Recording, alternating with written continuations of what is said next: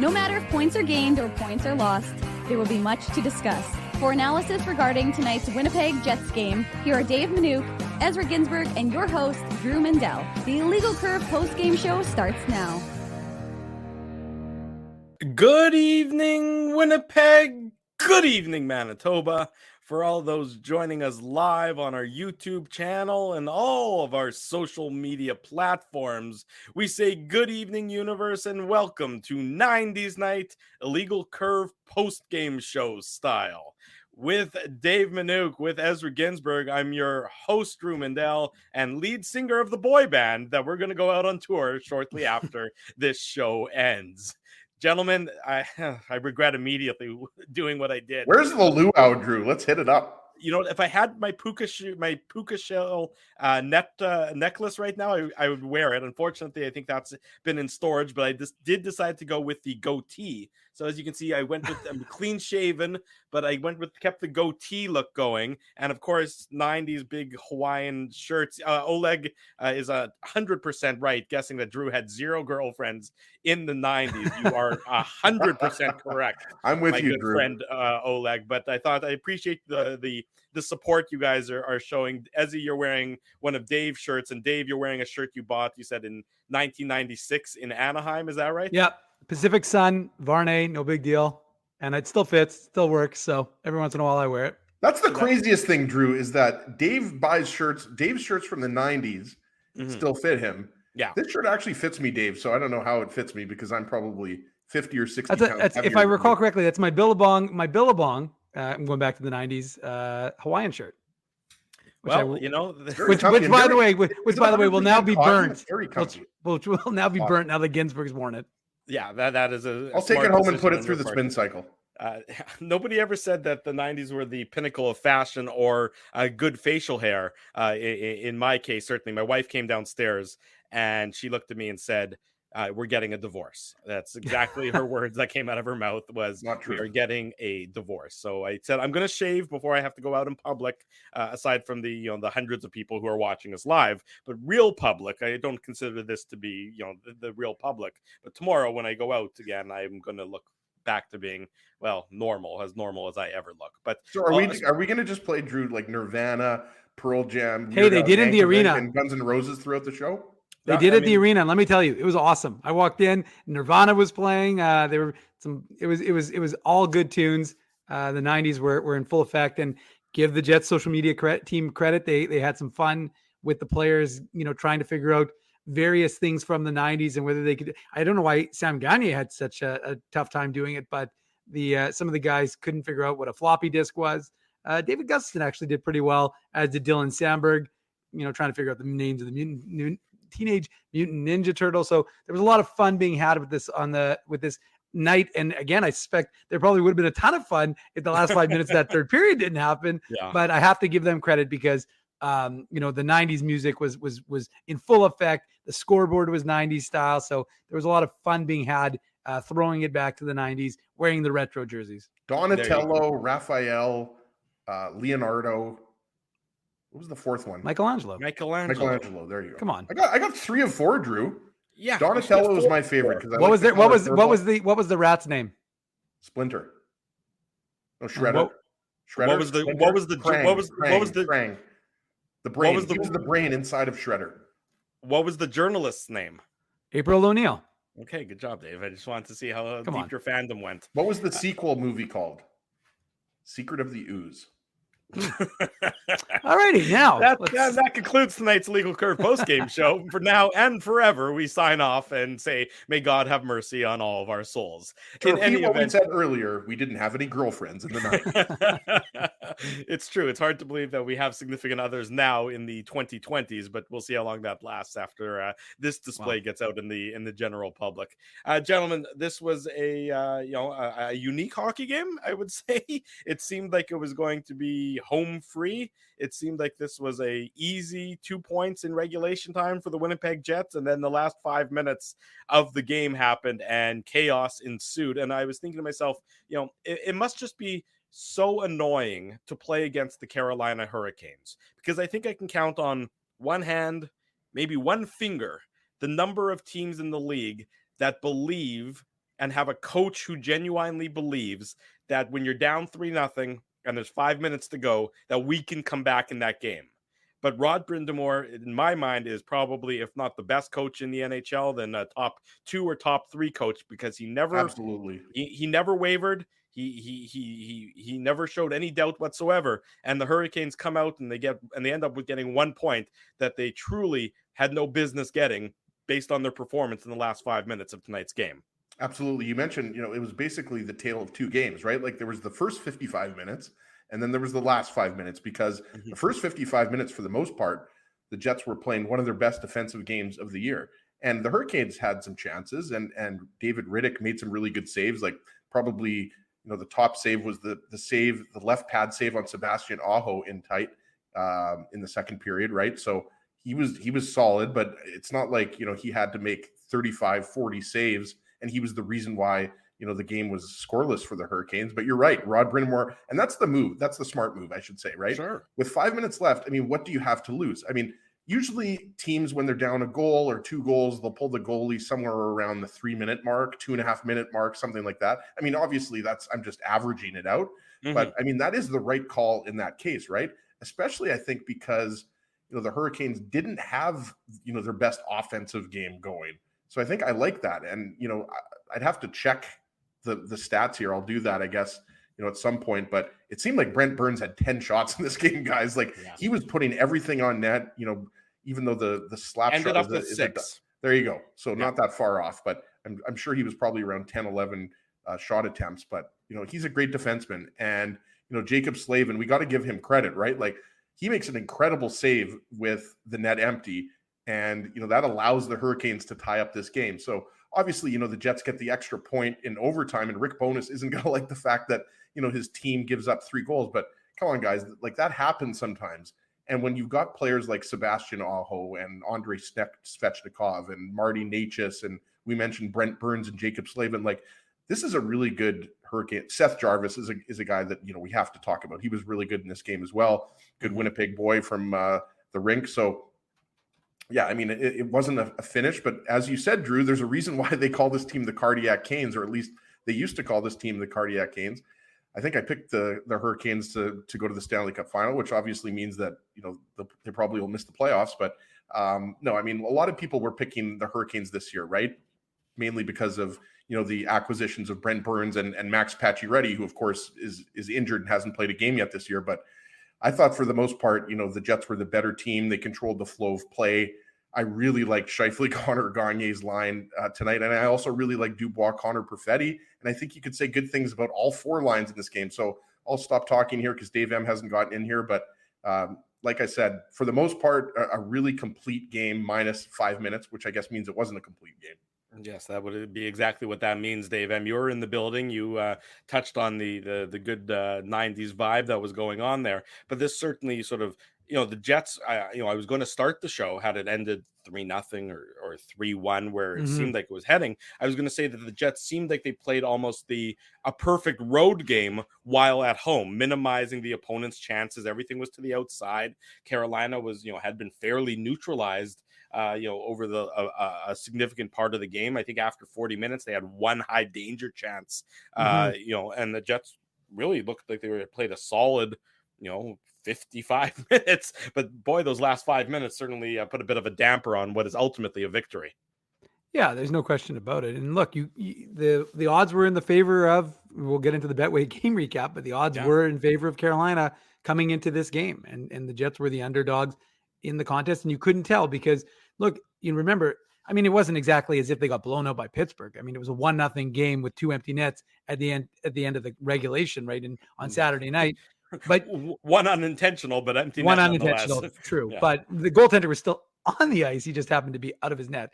But the reality is, the Jets, it was an unusual kind of couple of days. And I was curious to see how they would bounce back, right? They had an optional practice yesterday, then an optional morning skate today. So, Rick Bowness is really kind of allowing the team to have a lot of latitude in that regard. And yet they came out, like it was kind of a slog. It was kind of it was a fast first period. There weren't a lot of whistles. But you weren't sure how, the two teams would come out against each other. And I thought Winnipeg handled themselves. They acquitted themselves quite well in that opening, 20 minutes of the game. And I thought that was important based on, coming out of that Pittsburgh game, not happy with the loss, obviously, and wanting to at least win 2 of the 3 games during this 3-game homestand before they leave and head out on the road and play a bunch of Central teams, starting with the Minnesota Wild on Wednesday. Got to love these 6:00 starts. Got to love this 6:30 start. That was bizarre. By the way, big shout out to Daniel Graves of the Watchmen. That was a amazing rendition Absolutely. of the national anthems, the Canadian and the American ones. It's kind of funny. I don't know if they must have showed it, but there's guys who yell free from the Bombers. Yes. And so I guess some people think that they were like booing or something like that. They weren't booing. They were just, it's kind of like a Bombers tradition they brought here into the, at the Canada Life.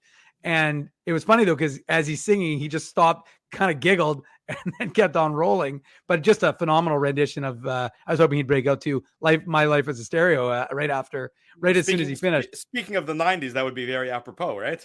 Yes, exactly. That's hence the reason why I said it. But the point is, I was hoping that it would happen. He didn't, of course, do it, but he did a great job on the Canadian and American national anthems. So shout out to the Watchmen, who, of course, were a band that many used to see here in Winnipeg back in the day.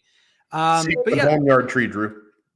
There you go. So the point is that the Jets needed to have a bounce back effort based on they wanted to be able to feel good about themselves before they went out on the road. And again, you've got all these tough Central Division matchups, and as he said, if you play a pretty good 50, or you just said, Drew, 55-minute game, and all of a sudden it kind of comes to a screeching halt, and it kind of had that feeling, right? We kind of talked about it, but the momentum started to shift a little bit, and as he touched on it a little bit, but you got to give Seth Jarvis a hey, by the way, NBH ball hockey, I'm not saying that the Jets are underdogs. I'm not the odds maker. I don't make the odds. It's our friends at Betway. The Jets and Hurricanes both had, if I'm not mistaken, had 10 wins coming into this game. Yeah, so, for sure. I honestly, I thought this was a pretty like betting aside.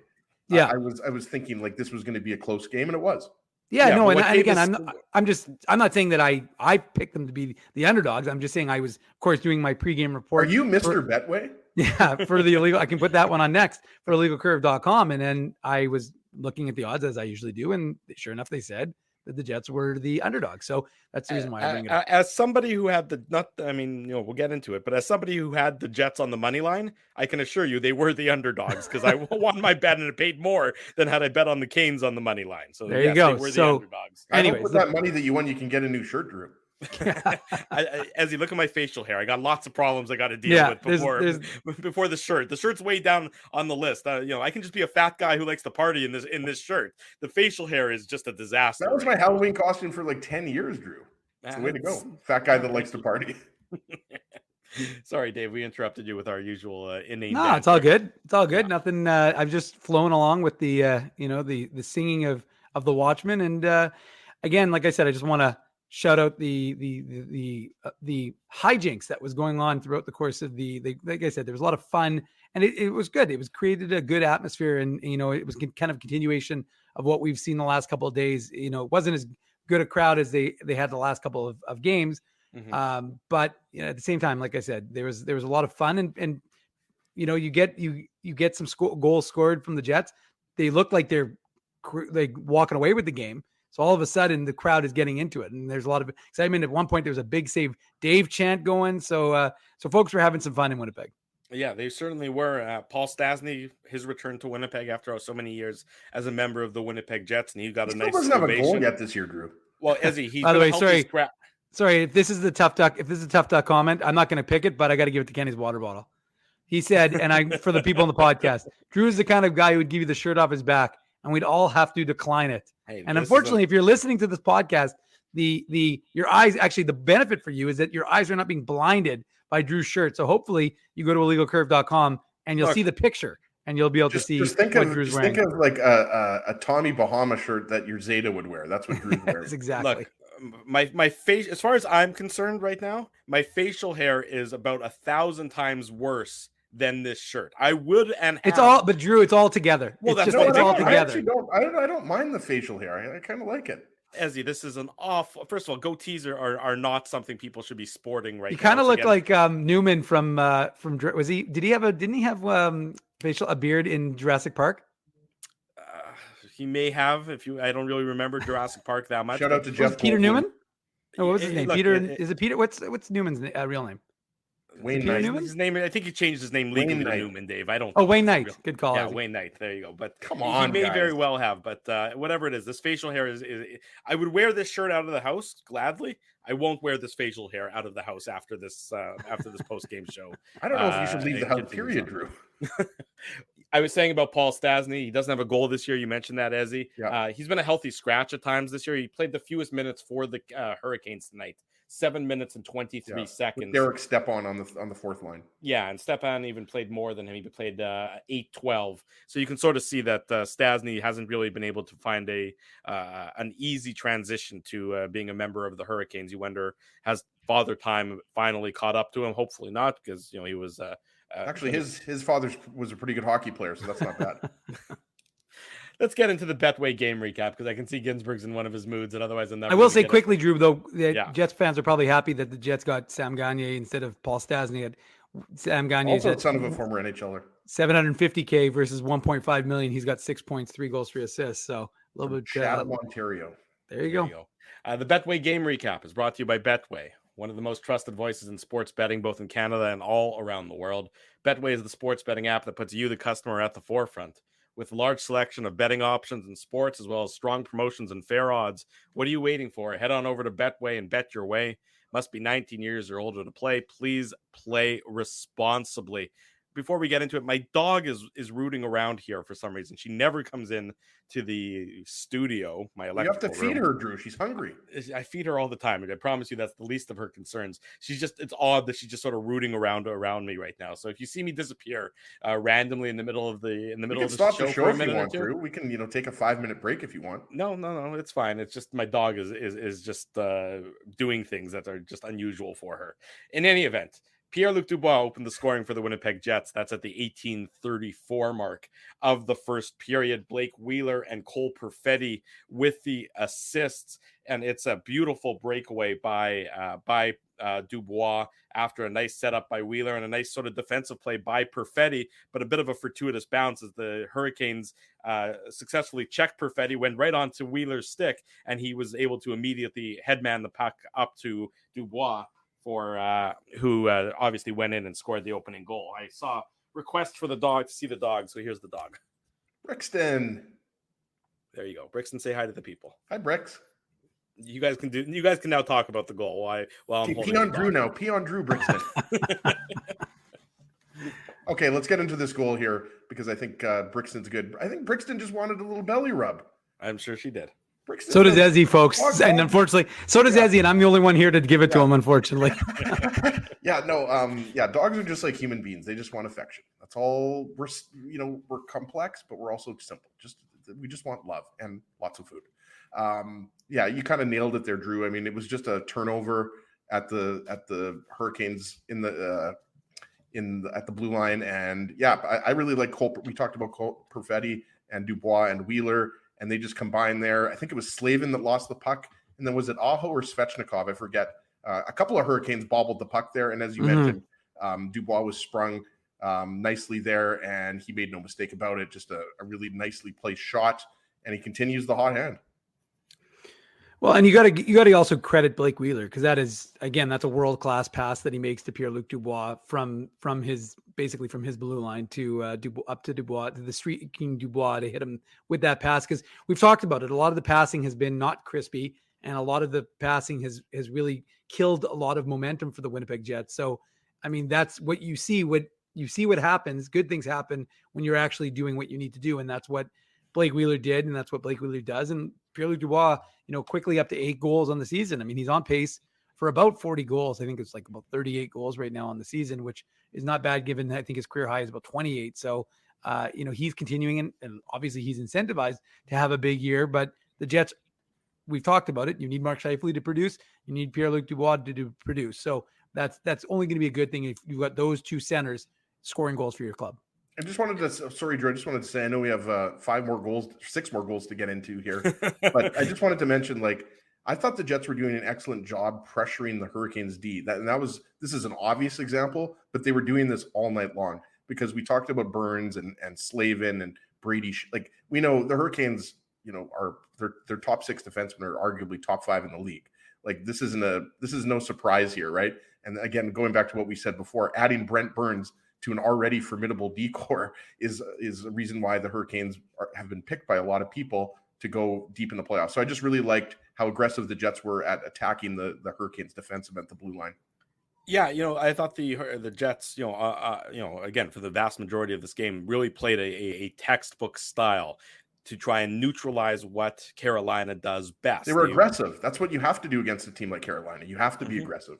That's right, because otherwise, I mean, Carolina, there were times, of course, probably in that first period until Dubois scored, where it seemed like Carolina was coming in waves, and you sort of thought that it was almost feeling that they were going to get that first goal the way the flow of the game was going, and then Dubois gets this opportunity. The Jets were, they were opportunistic in tonight's game as well. They so effective at neutralizing Carolina and sort of keeping them away from the high danger zones. As I said, the Hurricanes only had one high danger chance after 40 minutes of 5-on-5, and then the Jets were opportunistic, and they continued to be opportunistic. Mikey Eyssimont, his first as in the NHL, assisted David Gustafsson and Jansen Harkins.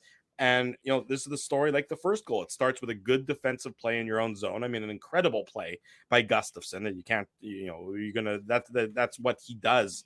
And that's why he's so effective. And how great is that for Mikey Eyssimont? Charging hard in to gobble up that loose puck and that rebound. You could see the exuberance on his face when he got that first NHL goal, because I'm sure it's tough to play in the NHL, not consistently, but on an ongoing basis, and not yet have that first NHL goal. And so that was great for him to see. No, Dave, you got to go here. I'm not going to speak. Yeah, to this is the Manitoba Moose connection. So you go, Dave. This is the moment to shine, Dave M. All right, if you insist, Ezzy, if you insist. I was going to say, Drew, at one point during the first period, it was quite the Moose line when you had, of course, the trio that you just mentioned, as well as Ville Heinola and Dylan Samberg as a 5-man unit in the first period, controlling play. They weren't just, being pressured. They were actually controlling play, loving David Gustafsson's game. I mean, you can see it more and more, especially as he's getting more and more comfortable.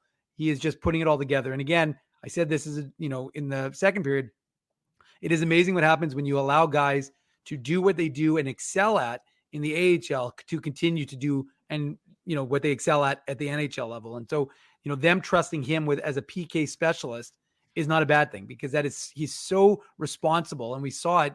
And again, it's not just what he does defensively, but again, good defense creates good offense. And like you said, Drew, that's exactly what happens.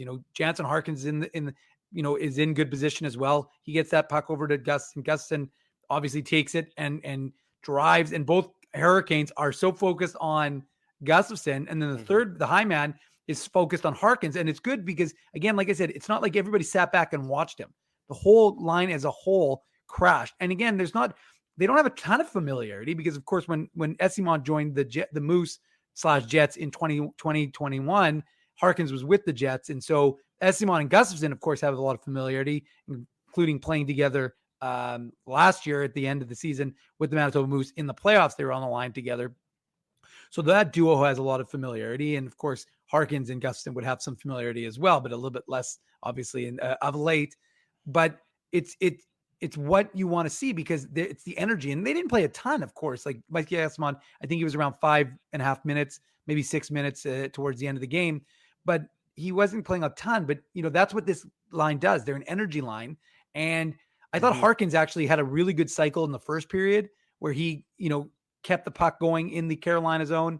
And then I thought Gustafsson did some nice things. And again, Mikey Eyssimont, he's opportunistic, he's tenacious, and he's a puck hound. And that's what he does. And he's got a nose for the net. Look, he was the Moose leading scorer, not by mistake last year, although Jeff Malott was actually for most of the season. And then Mikey Eyssimont caught him in the last game of the year. But the point is, the guy knows how to score. And so, Drew, you mentioned this on the show, I think, talking about the Seattle game, I think, where you talked about he's kind of like a Brandon Tanev light. Doesn't necessarily have the same goal scoring ability as Brandon Tanev, but that's something Tanev developed in the NHL, right? You need those games, you need that experience, and you need that confidence. And I think that's what getting his first goal, as he is going to do for Mikey Eyssimont, is give him that confidence to say, you know what, I can play in this. I don't care if it wasn't like a highlight reel goal. The reality is you were in the right place at the right time and you scored a goal, and now you've got your first NHL goal.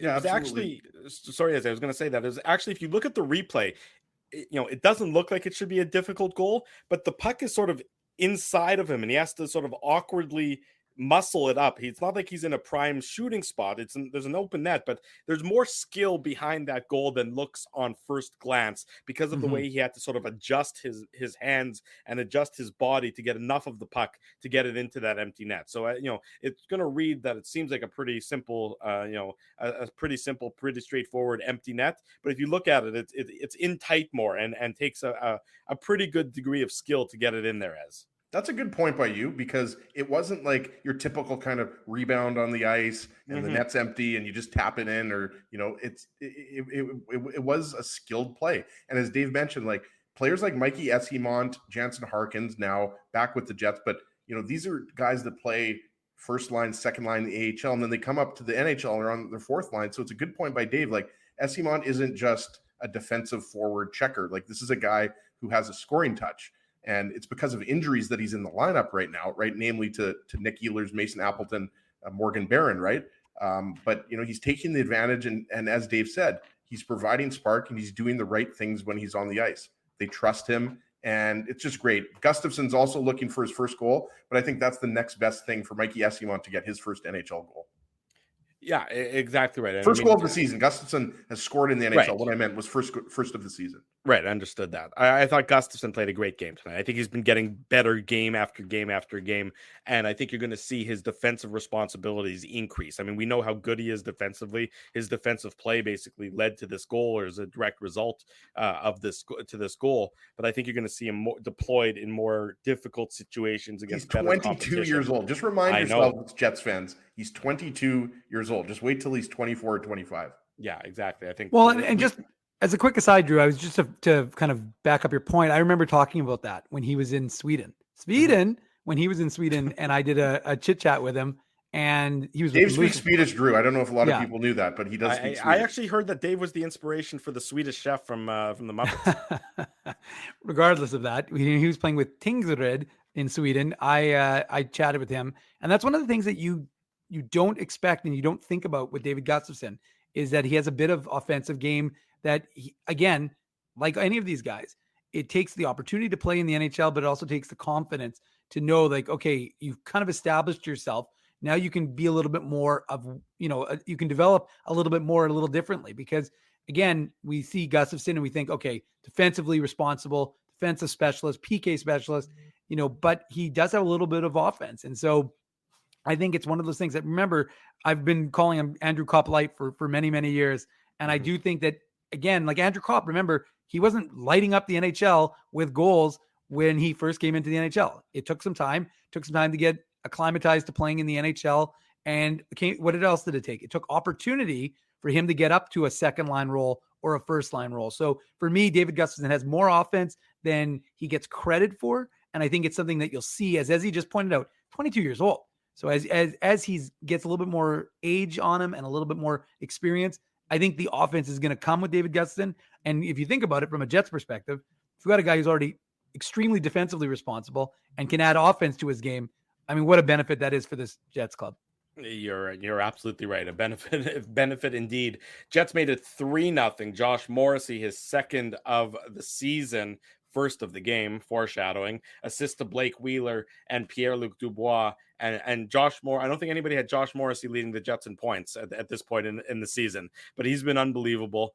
He's been unbelievably offensively for the Jets. And this is another just solid play. Starts in the defensive zone by Pierre-Luc Dubois.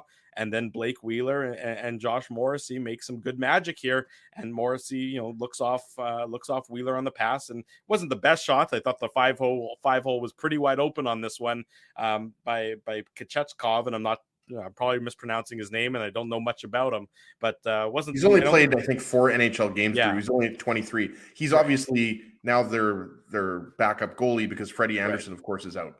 Right, exactly right. He sort of reminded me. He can handle the puck, though. I'll say that much. He's good at handling the puck. He sort of reminded me like Arturs Urbe. Seemed like he's a smaller goalie, playing for Carolina. I thought that's he wore a Jofa helmet, though. Well, I know he's not. He wasn't exactly Arturs Urbe, but a smaller goalie. Great cage. One of the great all-time helmets, Arturs Urbe. No, very unique and very memorable. Well, that's apropos, the case. Right? Reverse retro 90s night, Drew, bringing up Arturs Urbe from the 90s. Thank you. I'm just going to say it right here. I mean, going back to the 1290 days, you guys know how much I like Josh Morrissey, and Dave and I think Drew are with me, and a lot of Jets fans are. He's playing like an early season Norris candidate. That's how good he is playing right now. And you mentioned Pierre-Luc Dubois, and I believe, if I'm not mistaken, it was Jesper Fast, 71 along the boards. So Dubois deserves a ton of credit because Jordan Staal drove the net, and he didn't get a shot off, but he centered a pass, and it went to the corner or near the corner. And Dubois out-muscles Jesper Fast, who's not the biggest player. Dubois, as we know, is a big boy. So he starts that play, and obviously, Wheeler makes a nice little drop pass right at the blue line, and Morrissey, that's probably, a save that you'd like to have. Yeah. That was just a point-blank shot. It didn't seem like Morrissey got all that shot. No, and Kvechkov, I'm probably saying his name wrong, but that's one out of the 3 goals that he let in during regulation.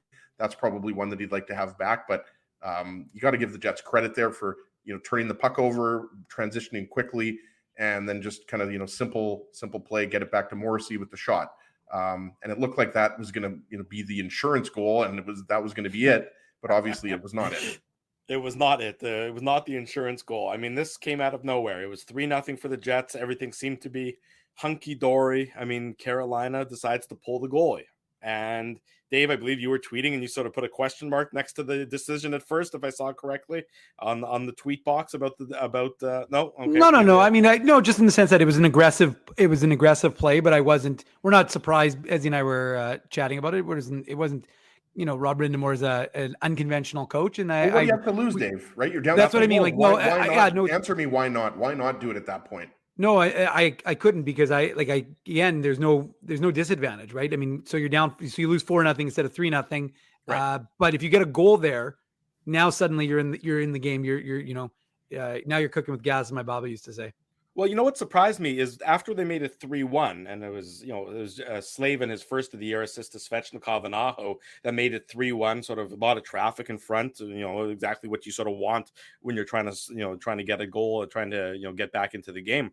What surprised me after that goal, and you guys can touch on that goal as well, is that when he pulled the goalie so early again. I thought he would have waited a few more minutes, maybe until there was 2.5 minutes to go to pull the goalie again, but he did it early again with when it was 3-1. So I mean, you can see the aggression in his move, because to your point, Dave M, what's the difference? If you lose 4-0 or if you lose 4-1, it doesn't matter. It's the same loss in the ledger. It's not like you can lose extra bad because you give up more goals or anything.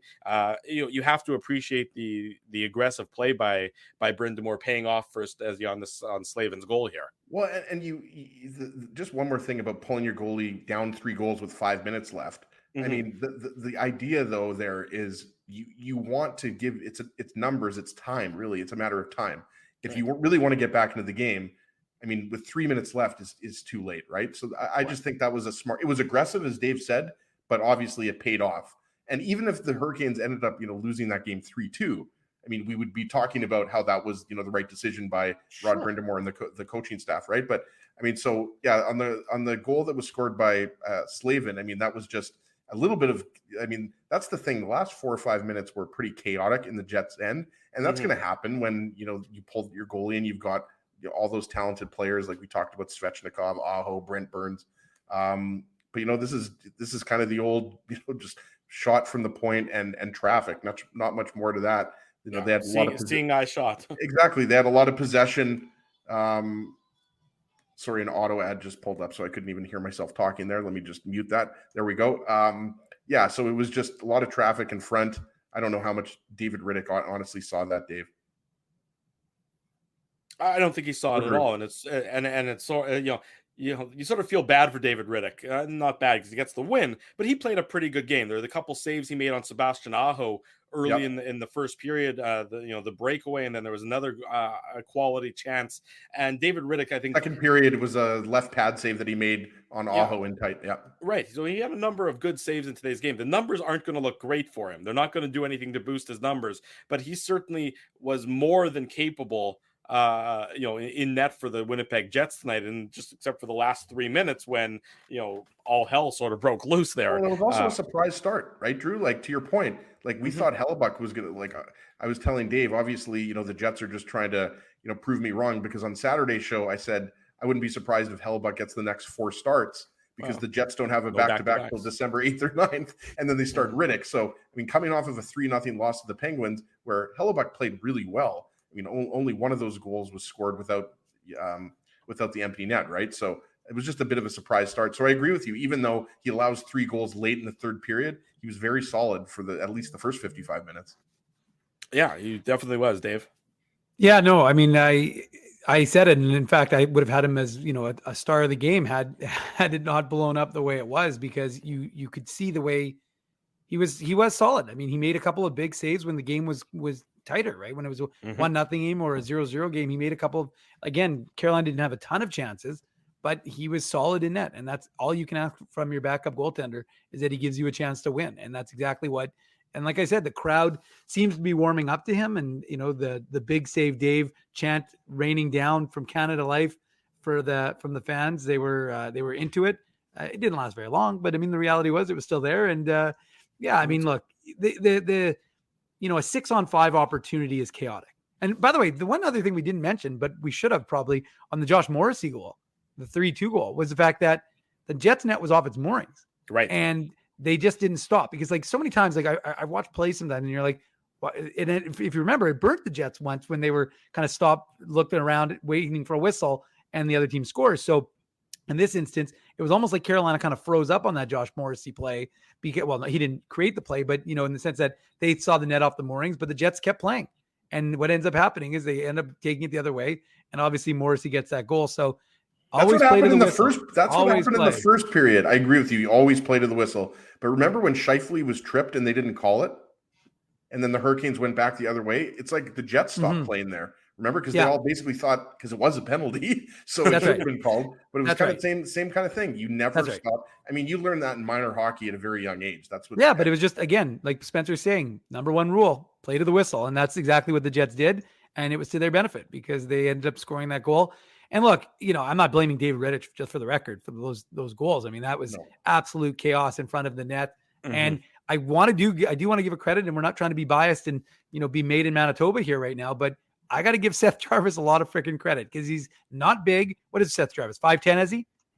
Like maybe 6 feet. I don't think he is. 5'11", 6 feet. He's in that range. But the point is, the kid is a hard game. He's right in front of the net. He's getting killed. He's up against like Brendan Dillon, who's a monster compared to Seth Jarvis, and he's just no fear. He's just standing in front of the net, and he only got the credit for the 1 assist on the third Carolina goal, but he was absolutely. I thought the first goal actually went in off of him. And the point is, he's Hockey a little DB pest. says 5'10", by the way, Dave. Yeah. Okay. So there you go. So he's 5'10", but again, he plays a big game, and I like the way he brought it for Carolina. And again, they didn't have a tremendous game, and you got to credit the Jets for being able to limit what Carolina was able to do for most of the game, for 55 minutes, of course. But I did want to say that I did like the game that Seth Jarvis played. Well, and obviously the Hurricanes eventually tie it up. Svechnikov at the 16:52 mark, and Necas at the 19:21 mark, and you sort of get the feeling that it's lucky for the Jets that there were only 40 seconds left in the game after that Necas goal, because if there'd been any much longer left in the game, you sort of were waiting for the Hurricanes to win it in regulation somehow. But the Jets managed to get it into overtime, which you sort of once you get it into that overtime, you can sort of. Jets don't lose in overtime, unless Eichel's there. Well, I know you can still lose in overtime, but it feels as though the world's crashing down on you. And that end of the whistle that ended the third period, I think maybe gave the Jets the opportunity to sort of take a deep breath. But if I was Rick Bowness, if I was coaching, I would have liked to have seen a timeout there at some point in time. Yeah. Maybe after the 3-2 goal. Yeah, I agree. The first one. Yeah, no, I agree with you 100%. The first one would have been maybe too much of a sign of, I'm going to tighten the guys up. But that second one would have been him. I would have liked to see a timeout, just say, okay, it's fine. Just, slow things down a little bit almost. Yeah, I tweeted something to that same effect. I thought that's where you would think that he would have used his timeout in that instance. But, I mean, again, he's the NHL coach, and we're just a couple of guys talking about a it. couple of a few 90s, couple of 90s boys. Rocking out here on the Illegal Curve post-game show. The game goes into overtime, and then Josh Morrissey gets his third of the year, his second of the game, his second sort of breakaway goal of the game, which is not something you'd expect. Great pass, by the way. Great pass by Dubois, but you can see that when Dubois gets possession, or you can see Morrissey starts sprinting out of the zone, that he sees that Dubois is going to get the puck, and he sort of sees that the Hurricanes have a bit of a lull and a little bit of, just a small, tiniest little bit of an opportunity, and Dubois hit him tape to tape, and a great goal by Morrissey. As he jumps in on the Morrissey goal, just apparently the consensus, Kenny's water ball and Bass Split is saying that that Bowness was obviously asked about not using a timeout, and he said he didn't want to give the Canes top guys an opportunity to rest, which obviously, I can understand that as well. Okay, hold on. That makes sense. Can we just talk about how that commenter's name is Boss, obviously Banana Split, with a picture of a banana split? Yeah. I mean, that's fantastic. Not only am I hungry for Banana Split right now, I just got to give him props for that. Like, of all the names you can pick for yourself, obviously he or she really likes banana splits. I just like that name. Does somebody want to touch on the game-winning goal now, or are you going to go make yourself a sundae? I'm more concerned. I'm more concerned about Ezzy going into my freezer now. But go on, Ezzy. I mean, Dave, if you've got like some vanilla ice cream and some bananas, but you got to have sprinkles though. There's got to be sprinkles on it. No sprinkles. Big sprinkle guy. I'm a milkshake guy. I don't like. Me sprinkles. Too. What about a summer goog at BDI? Yeah, I don't like BDI. You don't like goog? You don't like BDI? Are you more of a Sergeant Sunday guy? BDI is okay. It's a good walk, but I don't like the Sergeant Sunday's better, to be honest with you. I mean, sorry to BDI, but Sergeant Sunday is where I'm going to go. I'm a North Ender. I go to the Banana Boat in Elmwood. Just saying. There used to be a banana boat on South Osborne, for the record. There was two banana boats. Please. There was, yeah. Now I'm a North Ender, please. You guys keep your little frou South End ice cream places to yourselves. Also, shout out to Nick and Nikki DQ Group, who obviously have a great array of ice cream products. Okay, let's get into the overtime goal here.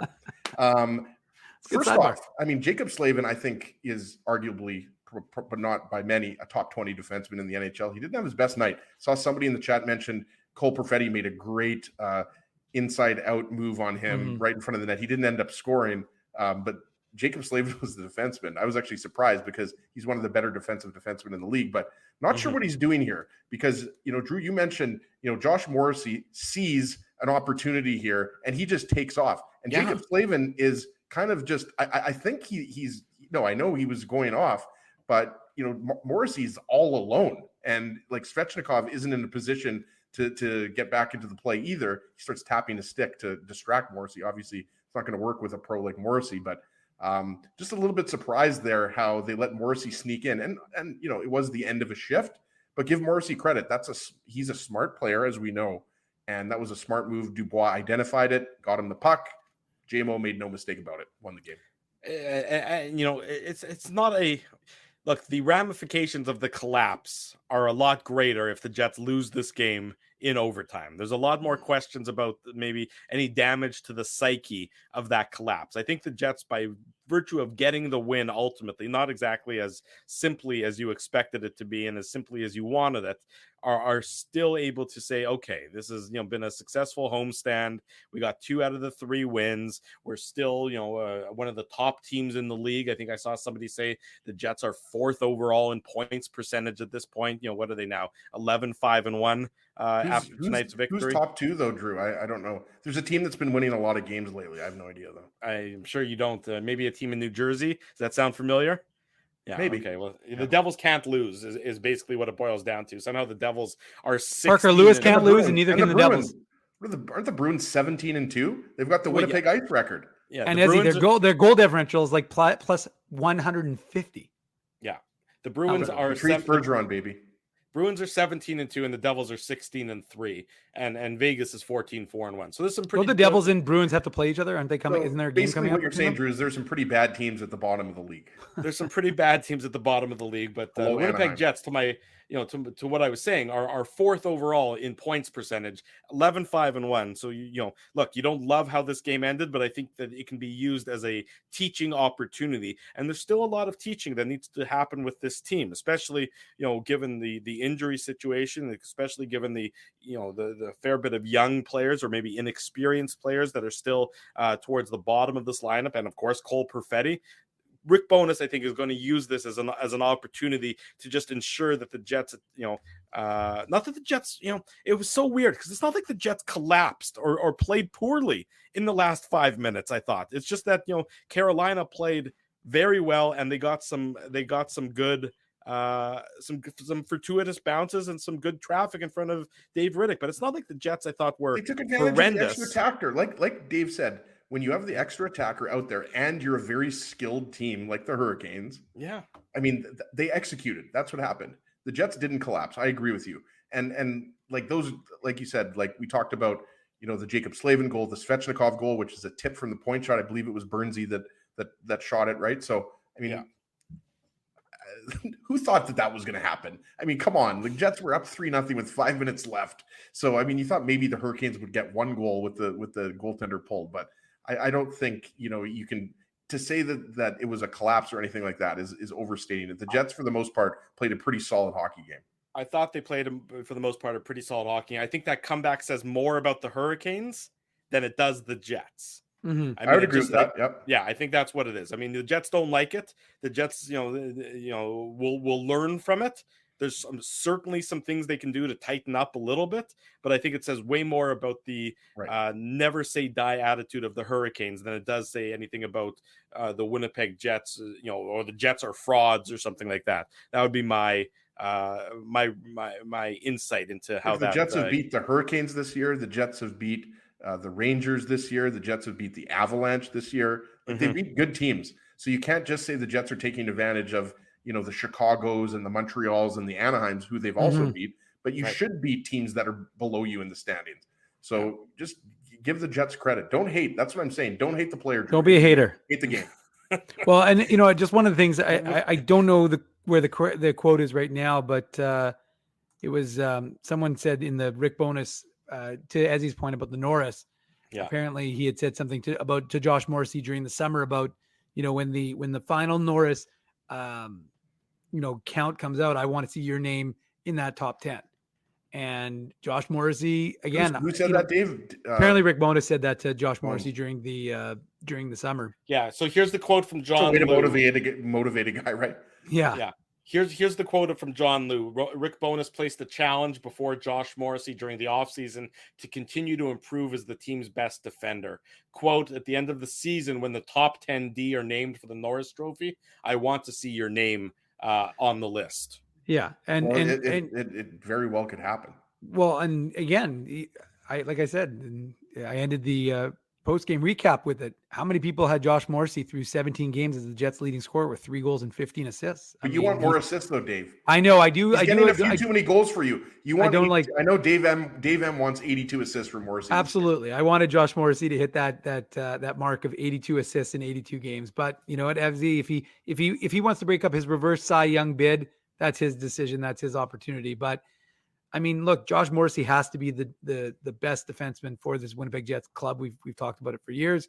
Mm-hmm. And it's amazing. We didn't even talk about, Ville Heinola and Dylan Sandberg pairing. But we're going to. I suspect we will when we come back from a break. Very good. Winnipeg Jets 4-3 victors in overtime. We talk about Heinola. We talk about Sandberg, the unique code word of the day, Tough Duck Took.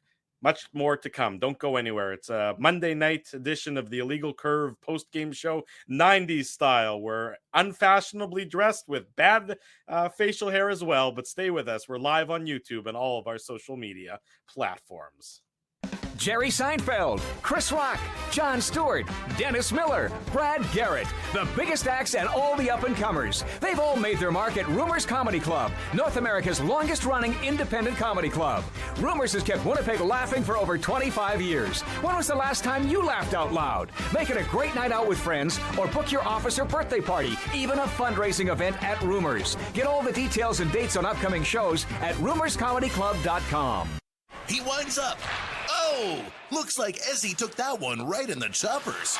A blistering fast puck hurts like HE double hockey sticks. That's why I let the pros at Linden Market Dental Center turn my yow into wow. Get your brilliant smile back with state-of-the-art restorative and cosmetic dentistry from real pros. And remember, always wear a mouth guard. Now that's solid on ice advice. Learn more at lindenmarketdentalcenter.com. Creating smiles for life. Whoa, Ezzy, everything okay? You look stressed. Of course I'm stressed. We're moving, the house is upside down, the kids failed miserably at packing the fine china, and my life is in chaos. Chaos! Yes, that does sound like a problem. What am I going to do?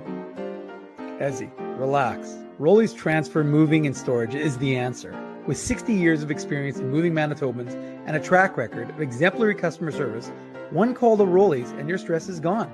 No job is too big or too small. Just visit Rollies.com and they will take it from there. Thanks, Dave, and thank you, Rollies Transfer Moving and Storage, online at Rollies.com. Dave, my man, why are you in the car already? It's hours until game time. Drew, it's because I'm stressed out right now, driving around downtown Winnipeg, looking for a parking spot, and I'm not finding one. I've lost Ginsburg. I don't even know where that guy is right now. Dave, haven't I taught you anything? Do what I do. Pre-book your entire month's worth of game day parking with the Grid Park app. It's super easy to use and saves me both time and stress. Well, Drew, I'm not independently wealthy like you are. So I'm sorry that I don't have millions of dollars to pre-book my parking month in advance. What's that going to cost you? $25? How about $5? Come on, $5? No Yep, way. $5. I'm not telling you a lie. And our listeners can get a free park with the new special promo code Illegal Curve. Guess what? There's more. Come on, there's more, Drew. You're lying to me. What more could there be? Grid Park now has underground parking, so my car can stay warm during the game. So wait a second.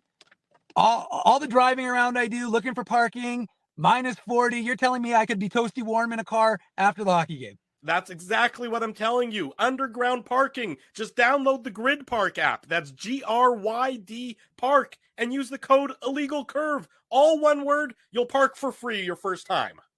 Hi, it's Drew from Illegal Curve here. Selling your home can be stressful, but it wasn't for me. Thanks to my friends at Zappia Group Realty, they made the process so easy. My home sold within 48 hours and with multiple offers. Zappia Group Realty took care of everything with their exquisite customer service and attention to detail. If you want to sell your home for more in less time, get started by talking to Frank and Mauro Zappia of Zappia Group Realty. Online at zappiagroup.com. For 3 generations and over 80 years, Tough Duck has been making apparel that works and plays as hard as the people who wear it. From jackets to work boots and everything in between, Tough Duck's clothing can handle the harshest environments, even the Illegal Curve hockey show. Work to live, live to play. Visit toughduck.com. Shortly after 10 in the evening, welcome back to the Illegal Curve post-game show. Drew Mandel, Dave Minuk, Ezra Ginsburg with you on this fine Monday. Guys, I just watched a really good episode of Mad About You, and then I listened to my Soundgarden CD on my Sony Discman. By the way, I was wrong. This is a Fresh Jive shirt. I said Varney. Fresh Jive. Dave, but we have to really restart the show entirely. After that mistake. Let's go back to the beginning. Yeah, let's restart. Oh, you didn't have a Stussy shirt to wear? I was going to ask. No, I don't think ever. Yeah, I don't think so. Do you frequently wear that shirt from 1996? It's also a stain. I misspoke. It wasn't 1996. It was 1998 when I got it. Oh, well, that makes it a lot more current. I didn't realize it was 1998 in that case. And I still wear it. Why can't you wear? Come on, what's old is new? You can. I'm not. I was just curious. Like, you knew exactly where that shirt was. Yeah, I remember. PacSun. Oh yeah. Well, yeah. It's no, labeled. I really. All of Dave M's walk-in closet is labeled. Easy access. Yeah, it's right there. Okay, well, I mean, you look. What am I to criticize? I'm wearing a big flowery shirt now. My big flowery shirt is actually a new shirt that has been purchased, but just looks Hey, like it could have that's been an even old worse. shirt. Well, no one ever said I had good fashion sense. No one ever said I had good hair. No one ever said I had good facial hair based on today. We got all sorts of problems going on. So it's just sort of different degrees of problems is what we're experiencing here. Colby Spence, our crack photographer, wants us to go tarps off. So I don't think anybody wants that, Colby. There's just a lot of hair. And if you're not following our Instagram account, by the way, follow our Instagram account because in addition to being a great dude, Colby is an unbelievably talented photographer, as is Alexander James. So check it out. Colby, what's up?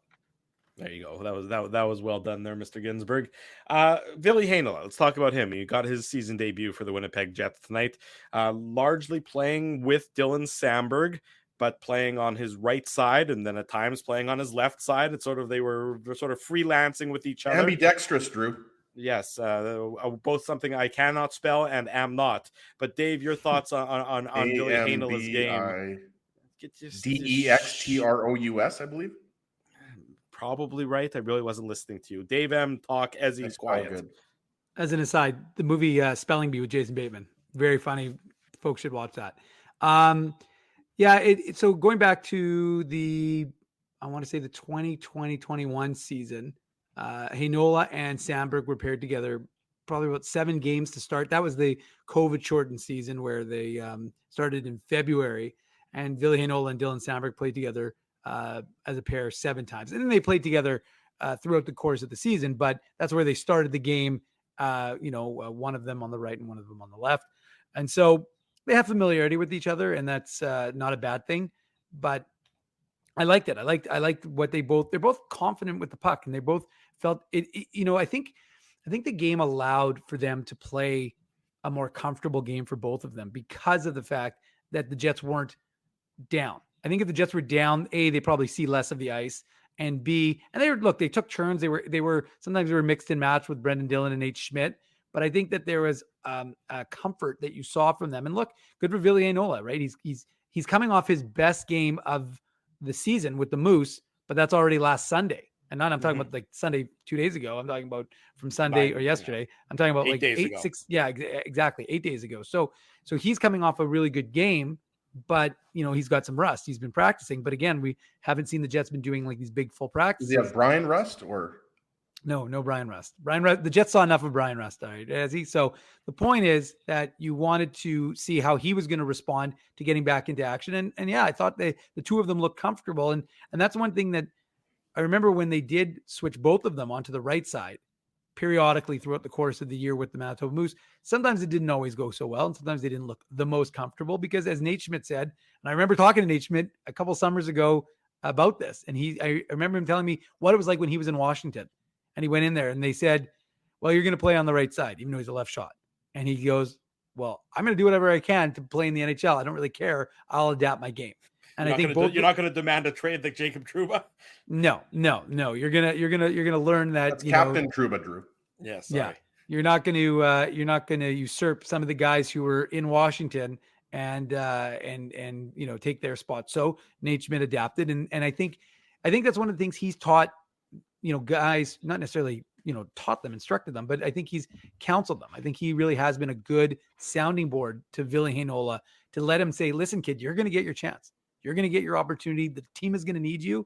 And when you get that chance, you're going to have to be adaptable and you're going to have to learn to play the game. But, at the same time, you have confidence. What you got here, what got you to the NHL is your strength. So you're going to have to play with that while at the same time adapting to the game. And I think Heinola can do that. I think Heinola needs kind of a run of games, and we don't know based on Dylan DeMello, because remember, Dylan DeMello in theory was going to be ready for tonight's game, right? Originally, we thought Dylan DeMello was going to play. That's what the coaching staff said.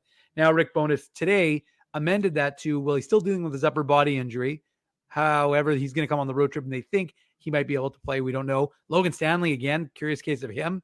Think about him. He was on the first of he got injured, October 30th, supposed to be 2 weeks or 3 weeks now. So don't know about Logan Stanley, but yeah, I liked what Heinola and Samberg brought. I thought that there's it was a good game for the two of them to play paired up together. Yeah. And again, he doesn't get a goal or doesn't pick up an assist, and he doesn't, get out there on special teams or anything like that. But you could see that, as you mentioned, Dave, he was playing comfortable. He was moving the puck a little bit. Only played 11 minutes, 11 and a half minutes, whatever it was. But you're right. Him and Sandberg, because they've played a little bit together in the AHL, they were comfortable out there.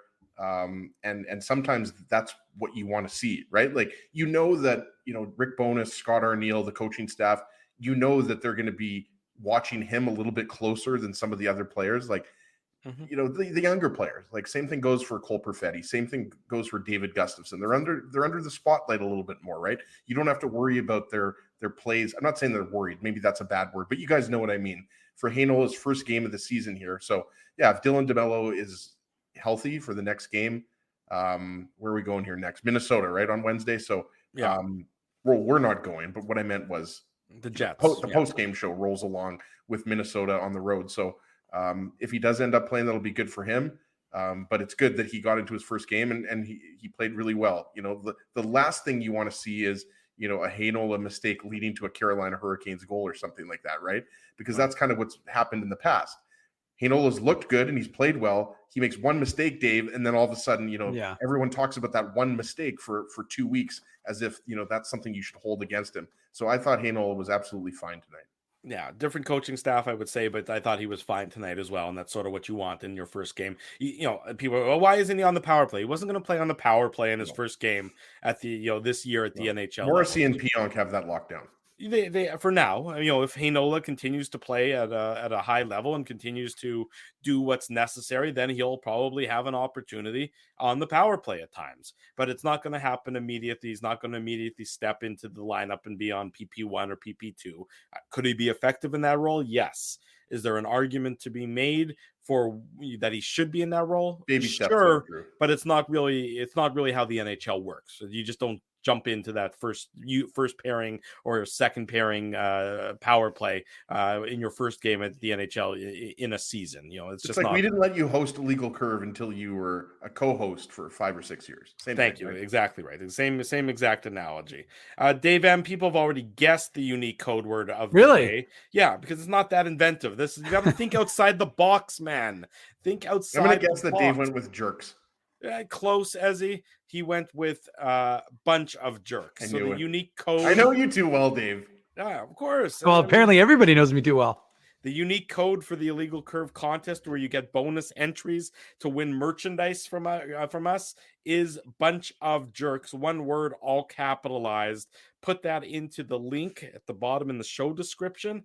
You can see it there. You can find it on our website as well. Put that bunch of jerks, one word in there. You get bonus entries into the Illegal Curve merchandise contest. I would have gone with Rod the Bod, by the way. That would have been better than bunch of jerks, Ezzy. I agree with you. Maybe we should. You guys are both a bunch of jerks right now. Well, we no question about that. That's as I was going to say, we're talking about the Hurricanes in this case, not the rest of us on Illegal Curve. But that Rod the Bod would have been a good one as well, as it would have been fine with that. Okay, I'll make you guys a vow. I will be in the Hall. I won't go something very obvious like Minnesota Nice or something like that on Wednesday. The winner of the Illegal Curve merchandise contest, Dave. Sneaky Pete. Well, that would be a good one. That would be. You just gave it away already. But Twin Cities would be better. Anything better than Vikings. Yeah, Skull. That would be work. The Vikings play Thursday, of course, at home. A bunch of the Jets guys are going to the, as I think it was Mike McIntyre said on the show on Saturday. A bunch of the Jets are going to the Cowboys Giants game on Thursday afternoon in Dallas after the Jets play in Minnesota on Wednesday. You were at Texas Live, Drew, a few years ago.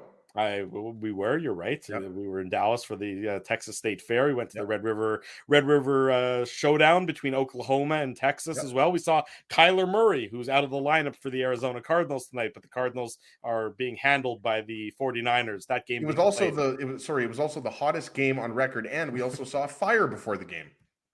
Remember that? No, you're conflating. You're talking about you. No, that was Nashville, Ezzy. That was Nashville. Oh, yeah, right. Okay. Yeah, that's actually Ezzy. For the record, that was the last time. There were so many beers involved that I don't even really remember what state I was in. Ezzy, Tennessee. Clearly. You were Ezzy. You were. Let's put it this way. That was the last time they used fireworks in the stadium because it literally lit the stadium on fire. It lit the field on fire. That was You're right. prior That to was seeing Nashville. Yeah, that was we were there for a Titans Colts game and for our dear friend Richard's bachelor party, and then all of a sudden, as the game is about to start and the Titans come out in the field and they're shooting off the pyro, and then they're like, the field is on fire. There will be a delay for tonight's game as we put out the field as it's currently aflame. That's the memories. Good times. Merchandise contest winner, Dave M.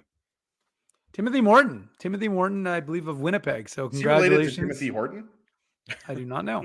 I guess I can find that out. So we will congratulate Timothy Morton on winning the Illegal Curve merchandise contest, because not Illegal Curve merchandise, but the Illegal Curve contest. Yes. So I see merchandise contest winner. Have we had a female winner yet? By the way, of the merchandise contest. I don't know. I'm not sure. Okay. I'd have to look at the winner. So I'd have to look at the winners list, but I don't know if we have. We back in the day, a lot of IC Tracy can attest. We've definitely had some female winners, but just an observation. I just think, we're in, what is it? Unfortunately, it's random. 17 games so far. Yeah. It's random draw.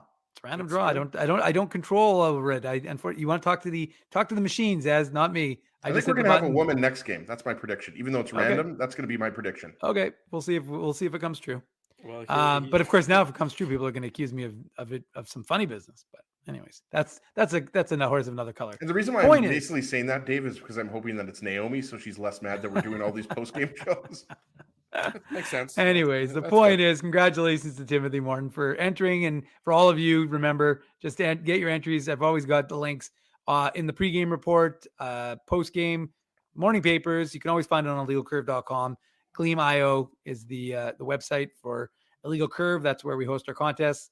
And again, enter and you can win authentic Jets hats, shirts, and of course, jerseys. We've got the Heritage Classic. We got the road away, and we've got the home white. Sorry, the road dark the home dark, the road white. So we've got it all. If you want to win it, the fanny packs to give away, Dave. I could have. I walked as I was walking to the press box today. There was a big box of them. I was going to start grabbing them. The 90s fanny pack. Although, who wears a fanny pack? Drew does. The truth, I don't know. It's very convenient. Apparently, they're back in style. What do I know? I think I would say that for traveling, it works. So if you need to carry all your things like your keys and your glasses, your Sesame Snaps, Ezzy, look, it's almost like Brent is trying to tell us something. Time to pick a Tough Duck winner. And there it is. Not. Oh, there we go. Shout out to Brent. Can you read it? Bell. There we go. CMAC, loyal IC viewer and listener. Lots of good comments in the chat. So we thank everybody for all those good comments.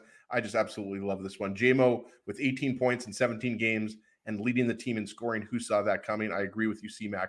Good for him. Hope his dad is smiling down on him, enjoying what his boy is doing. That's really why I picked that.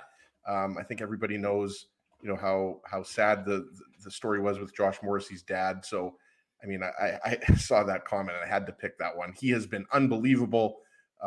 Overtime winner tonight. He's been phenomenal all season long. We talked about it earlier. I think there's no doubt in most people's mind that, he's playing like a top 10 defenseman in the league, maybe even top 5 defenseman in the league. So CMAC, send me an email, ezra@illegalcurve.com, or slide into my DMs, ICSEG, and Tough Duck will ship out a toque to you directly. Did you just spell Ezra? Yeah. Well, some people call in Ezzy's defense, though, some people call him Enzy. So some people. Well, I get Urza. Urza is probably the most common thing. A lot of people spell my last name with an E, Ginsburg with an E, which I get it. That I get, but Ezra, I don't know. he gets Enzy. A lot of people call him Enzy. But people walk up to me and will say to him, "How's it Enzy?" And I don't really correct them, but I'm like, Izzy every once in a while too, which I think is funny because, that's usually when your first name's Israel, and it's also with an I, whereas my name starts with an E. But whatever. Yeah, but your name is Ezra. As long as you don't call me a jerk, I don't care. Well, the bunch of jerks, of course, the unique code word for the Illegal Curve merchandise contest after tonight's Winnipeg Jets 4-3 victory over the Carolina Hurricanes. Sorry, brain went dead there for a second. Next in action, there's going to be a game every 2 days, basically, for the next 3 months. So There's going to be some nights when we're like, okay, who did they just play? Next in action on Wednesday, another early start with it the day before Thanksgiving in Minnesota to face the Wild. We'll be back here with the Illegal Curve post-game show right around 8:30, 8:45 or so on Wednesday night. So be sure to join us back here for that game. Want to say a big thank you to all the sponsors of Illegal Curve who make the post-game show, the Saturday show, and the website a possibility. Rumors Restaurant and Comedy Club, Linden Market Dental Center, Zappia Group Realty, Betway, Tough Duck, Boston Pizza, Seagram's, Rolly's Transfer and Grid Park, and The Keg. Support these fine businesses because of their continued support of Illegal Curve Hockey. Thank you, Frosty. I didn't forget to thank the sponsors. I know you're always looking out for my best interests. If you haven't already done so, smash the like button, subscribe to the YouTube channel, subscribe to the podcast, leave us feedback on the YouTube channel, leave us feedback on the podcast, leave us feedback wherever we may be. You can always send us your comments on Twitter as well. Remember, and comment on the video. Yeah, comment on the video after remember, it's done. if something didn't get answered. Sorry. What? Put that he's comment giggling back. about giggling about the comment. Well, Pustain wanted to be on the screen. That might get a Tough Duck too, right there. Pustain wanted to be on screen, and so I love how he just wrote, "I want to be on the screen before we." It's kind of it's kind of like it's kind of okay. I'll put it back up. It's kind of like back in the day, It's like I feel like we know who that is, by the way. Like that's for sure, like somebody we know as. Pustain. I don't know. It's kind of like. Do you remember there used to be? I always thought it was you, to be honest, Ezzy. I feel like we should put that comment up, Dave. Like after every single. No. But I feel like we should put that same comment up at the end of every single show.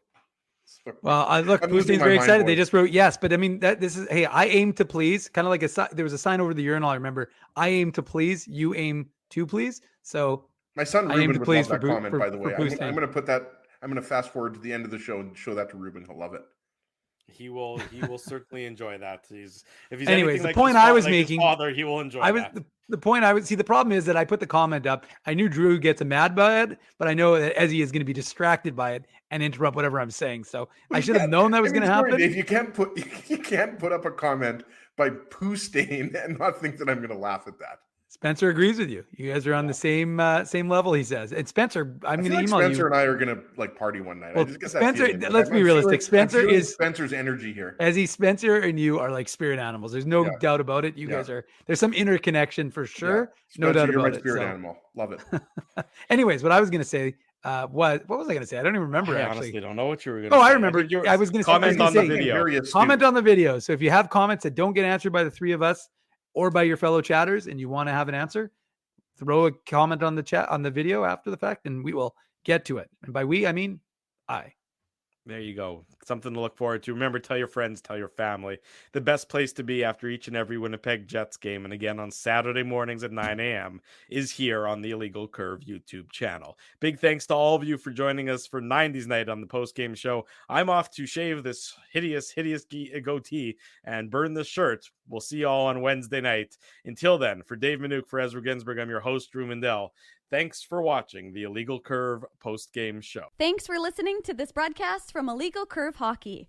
For more great Illegal Curve content, subscribe to the Illegal Curve YouTube channel, follow @Illegal Curve on Twitter, Facebook, and Instagram, and visit your online home for hockey in Winnipeg, illegalcurve.com.